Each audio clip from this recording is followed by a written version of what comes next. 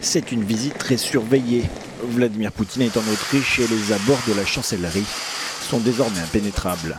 Le président russe va rencontrer mardi son homologue autrichien, Sebastian Kurz.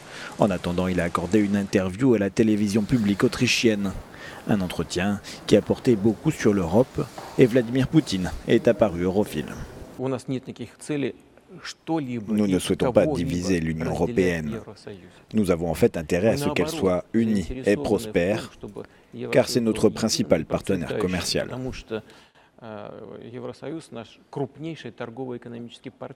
Du côté du gouvernement, interrogé sur les enjeux de la visite du chef d'État russe en Autriche, on tente de temporiser. Nous avons besoin de dialogue, surtout en ce moment où les tensions sont nombreuses autour du monde. Cela ne peut être résolu qu'avec la Russie et non contre elle. L'extrême droite du FPE, présente au gouvernement, entretient de bons rapports avec la Russie de Vladimir Poutine. Reconnaissance de l'annexion de l'Ukraine, fin des sanctions européennes. Vienne pourrait bien devenir le nouvel ami de Moscou.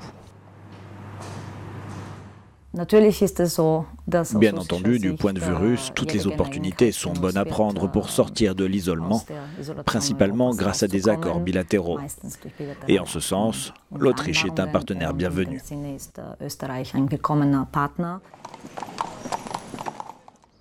La visite de Poutine à Vienne comprend des pourparlers à la chancellerie fédérale, mais aussi un forum économique bilatéral.